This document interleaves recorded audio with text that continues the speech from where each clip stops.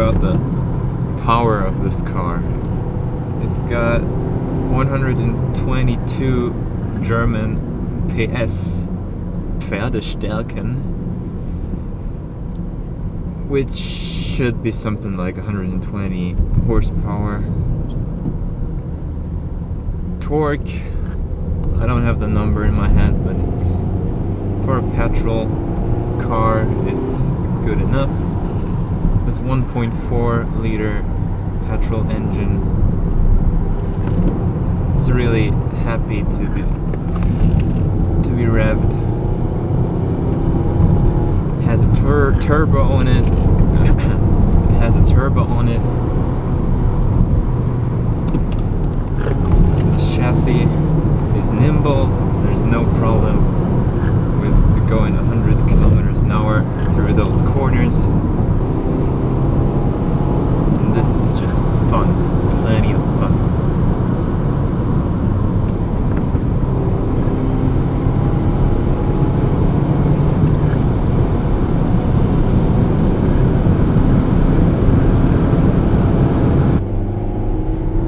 What else can I tell you? Let's talk about build quality. I have this car for 1 year and there's nothing wrong with it. I'm short shifting right now. Everything is perfectly fine. It would be a shame if something broke already. It's VW quality. This is the Golf. This is the Audi A3.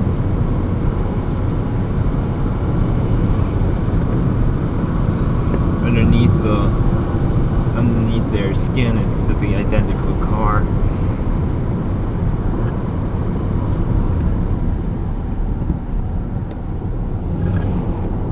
The only thing different is the looks. As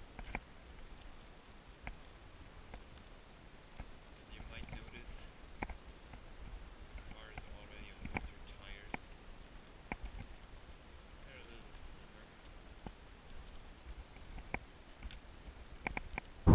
slimmer. And some materials. I don't think you can find hard plastic inside the A3, but when do you touch doors or knock on them except for reviewing cars? And it looks awesome. It looks great.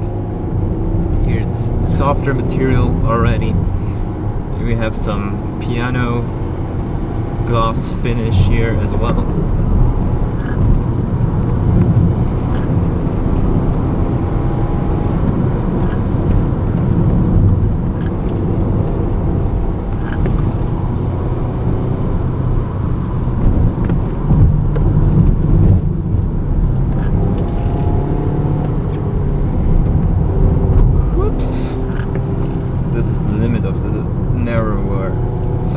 Winter tires, sorry.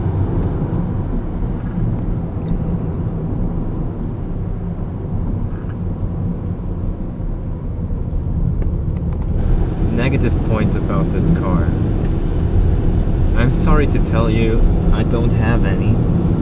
I have some minor complaints or suggestions for the manufacturer to consider for the next model year.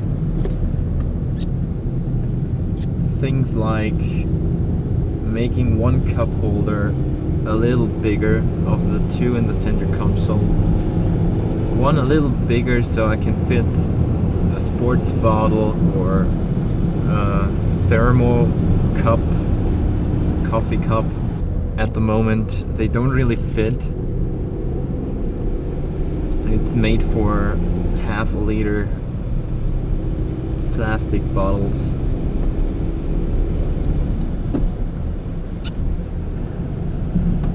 Another thing are the rear view mirrors, the outside mirrors. Again, I don't really have a complaint about them, but an improvement would be to have a little concave on the outside of the mirror so the dead spot is a little smaller. That would be quite cool. A negative point that comes natural with those LED headlights that I love, absolutely love. is that if you leave your car outside overnight and it's freezing and it's raining or something and your lights freeze up, it takes them longer to generate heat, enough heat to free themselves to shine like this.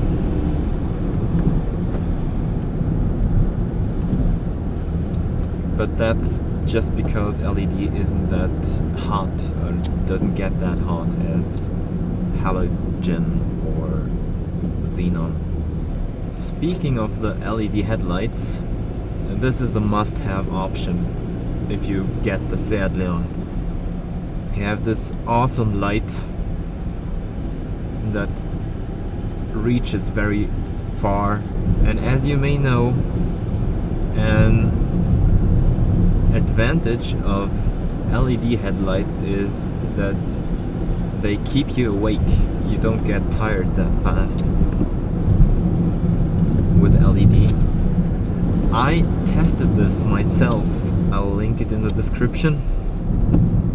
I drove through the night like 10 hours or something without a break, and at the end of the road trip, crossing all Germany from south to north, over 1,000 kilometers, and I wasn't tired, not at all.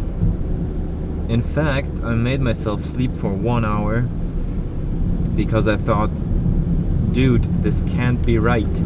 You've been up for 24 hours, driving 10 of them at very high speed, very concentrated.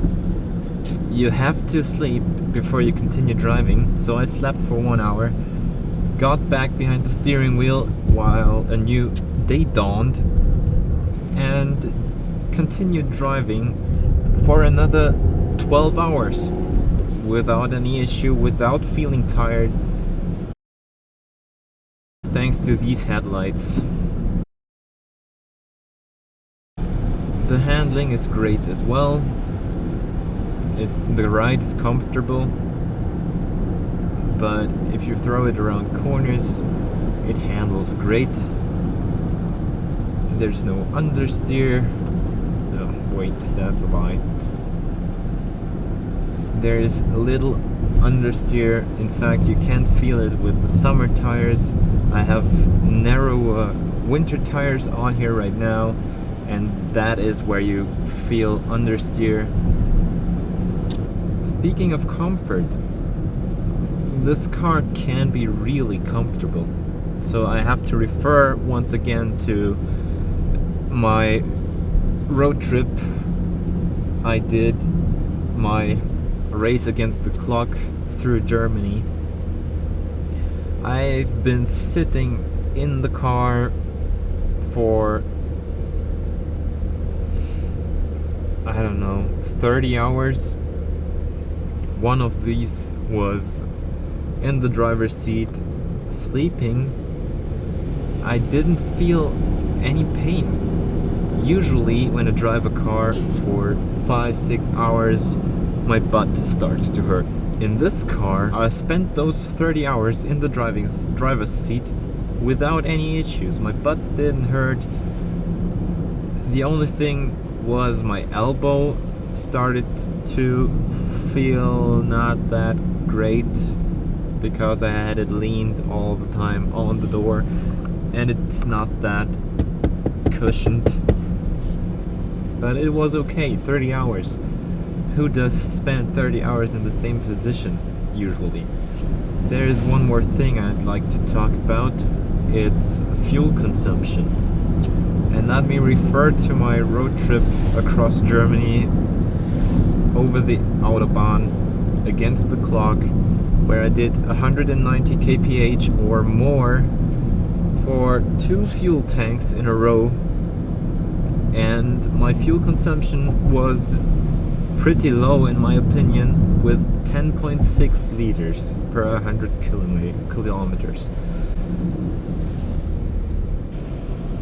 And in everyday life, I use around 6 liters per 100 kilometers. That's pretty good considering I don't really drive that slow. I'm sure you could do better, something like around 5 liters or at least 5.5. And looking at a fuel consumption of 5.5 liters, that's comparable to diesel engines. And I'm pretty amazed, still pretty amazed with this, even after 1 year of ownership. It's just everything I need, everything I want in a car as a daily driver. It could have a little more horsepower, but I live in Austria, in Tyrol especially, we have a speed limit of 100 kilometers an hour, and that's 62 miles an hour. And honestly, how do you want to use a more powerful car? A more powerful car would be nothing else but frustrating. You have so much power underneath your foot, underneath your right foot, but no way you can use it. So this is the perfect compromise, and it's not even a compromise, it's the perfect car for this kind of conditions we have here in Austria. So if you're considering buying a VW Golf like in front of us, a Audi A3 or any other competitive car in this segment, please go on a test drive with this car. It's like a cheaper and sportier Golf, and I'm very sure you won't regret buying this car, especially if you're a rather sporty driver like me. Thanks for watching, and see you in my next video.